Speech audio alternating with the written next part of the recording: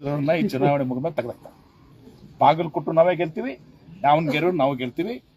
ವಿಜೇಂದ್ರ ಅವರು ಮನೆಗೆ ಹೋಗೋದು ನಿಶ್ಚಿತ, ಎರಡು ಮಾತಿಲ್ಲ ಏನ್ರಿ. ಅವ್ರು ತಿಳ್ಕೊಂಡಾರ ಒಂದು ದಿವಸ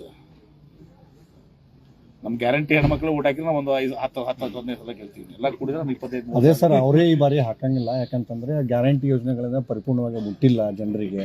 ಅದನ್ನೇ ಹಿಡ್ಕೊಂಡು ಈಗ ಅವ್ರಿಗೆಲ್ಲ ಈ ಜನರಿಗೆ ಬೇಕಾದ್ರೆ ವಿಜೇಂದ್ರಿಗೂ ಕೊಡ್ತೀವಿ ಅಂತ ಗ್ಯಾರಂಟಿ AI ತಂತ್ರಜ್ಞಾನ ಬಳಸಿಕೊಂಡು ಹಣ ಹಂಚ್ತಾ ಇದಾರೆ ಅಂತ ವಿಡಿಯೋಗಳನ್ನು ಕ್ರಿಯೇಟ್ ಮಾಡಿ ಬಿಜೆಪಿ ಹೊರಬಿಡ್ತಾ ಇದ್ದಾರೆ. ಅದು ವಿಜೇಂದ್ರಗೆ ರೂಢಿ ಇದೆ. ನಾನು ಮನೆ ಹೇಳಿದ್ನಲ್ಲ, ಅವರು ತಂದೆಯವರು ವಿಜೇಂದ್ರ ಮಾಡೋ ಕೆಲಸನೇ ಅದೇ ಆಗಿತ್ತು. ಕಲೆಕ್ಷನ್ ಅಂಡ್ ಡಿಸ್ಟ್ರಿಬ್ಯೂಷನ್ ಅಧಿಕಾರ ದುರ್ಬಳಕೆ ಮಾಡ್ಕೊಳಕತ್ತಾರ ಯಾರು ಅವರೇ ಮಾಡಿದ್ರು. ಮತ್ತೆ ಅವ್ರ ಮೇಲೆ ಅಲಿಗೇಷನ್ ಇತ್ತಲ್ಲ, ಸಹಿ ಮಾಡ್ತಾರೆ ಯಡಿಯೂರಪ್ಪನವ್ರು, ಇವರೇ ಸಹಿ ಮಾಡ್ತಾರೆ ಅಂತ ಹೇಳಿ ನಮ್ಮ ಸ್ನೇಹಿತರಾದಂಥ ಬಸವನಗೌಡ ಪಾಟೀಲ್ ಯತ್ನಾಳ್ ಅವ್ರು ಹೇಳ್ತಿದ್ರು. ವಿಜೇಂದ್ರ ಅವರು ಯಡಿಯೂರಪ್ಪನವರು ಮಾರಿಷಸ್ನಲ್ಲಿ ಇನ್ನೊಂದೆಲ್ಲ ದುಡ್ಡು ಬಿಟ್ಟು ಬಂದಾರೆ 10,000 ಕೋಟಿ ಅಂತ ಹೇಳ್ತಿದ್ರು. ನಾ ಏನತ್ತೀರ ಮತ್ತೆ ನಾನು ಹೇಳ್ಯಾರ ಇಲ್ಲೋ, ಯತ್ನಾಳ್ ಅವ್ರು ಹೇಳ್ಯಾರಲ್ಲ, ಏನು ಹೇಳಿದ್ರು?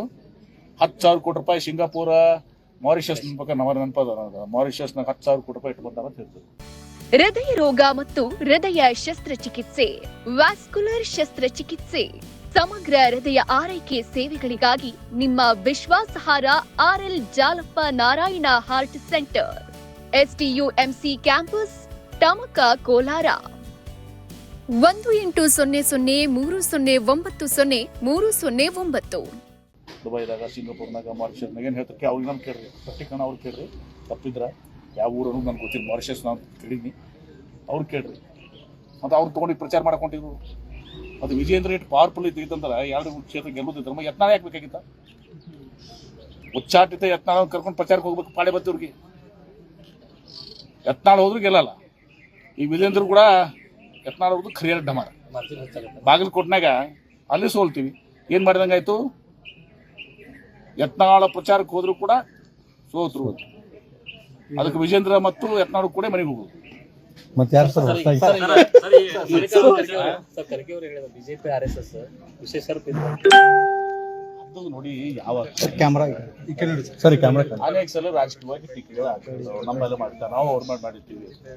ಅದಕ್ಕೇನದು ಇವರೆಲ್ಲ ಬರೀ ಬೆಂಕಿ ಹಚ್ತಾರ. ನಾವು ಹೇಳ್ತೀವಿ ಕಟ್ಟಿಡ ಬಿಟ್ಕೊಂಡು ಓಟಿರ್ತಾರ, ಎಲ್ಲೋದ್ರಲ್ಲಿ ಬೆಂಕಿ ಹಚ್ತಾರ. ಏನ್ರಿ ಇವ್ರು ದೇಶದ ಸಲ ಹೋರಾಟ ಮಾಡಿಲ್ಲ, ಅದೂ ಸತ್ಯ ಅದ ಏನ್ರಿ. ಇವತ್ತು ಬಂದು ರಾಷ್ಟ್ರೀಯತೆ ಹೇಳ್ತಾರೆ ನಮ್ಮ ಬಗ್ಗೆ ಎಲ್ಲಾನು. ಇಂಡಿಯಾ ಗೇಟ್ನಾಗ ಹೋಗ್ರಿ ನೀವು. ಇಂಡಿಯಾ ಗೇಟ್ನಾಗ ಅಲ್ಲಿ ಯಾರ್ಯಾರು ಸ್ವತಂತ್ರ ಇದ್ರಾಗ ಪ್ರಾಣ ಕಳ್ಕೊಂಡ್ರ ಎಲ್ಲರ ಹೆಸರುಗಳು ಅದಾವ. 100 ಜನ ಮುಸಲ್ಮಾನರು ಅದಾವ. ಒಬ್ಬರ ಜನ ಹೆಸರು ಬೇಕಲ್ಲ ಬಿಜೆಪಿ ಅವ್ರದ್ದು. ಯಾರೇ ಪ್ರಾಣ ತಕ್ಕೊಂಡು ಸ್ವಾತಂತ್ರ್ಯ ಎಲ್ಲ ಬ್ರಿಟಿಷ್ ಏಜೆಂಟ್ ಆಗಿದ್ರು ಅವಾಗ. ಈಗ ಬಂದು ನಮ್ಗೆ ರಾಷ್ಟ್ರೀಯತೆ, ದೇಶಾಭಿಮಾನ ಬಪ್ಪರ್ ಹೇಳ್ತಾರ. ಕರೆಗೆ ಅವ್ರು ಯಾವ ರೀತಿಯಿಂದ ಹೇಳಿದ್ರೆ ಅದನ್ನ ಅರ್ಥ ಮಾಡ್ರೆ ಇವರು ವಿಷಕಾರಿ ಇದು ಮಾಡುವಂತದ್ದು ಹಿಂಗೆ ಮಾಡ್ತಾರ. ಅದಕ್ಕೊಂದು ಹೇಳಿದಾರ ಅವ್ರಿಗೆ. ಸರ್, ಹೊಡೆದು ಸಾಯಿಸ್ಬೇಕು ಅಂತ ಹೇಳಿ ಪ್ರಚೋದನೆ ಕೊಟ್ಟರು. ಏನೋ ಅದು ಯಾವ ಅರ್ಥ ಹೇಳಿದಾರೆ?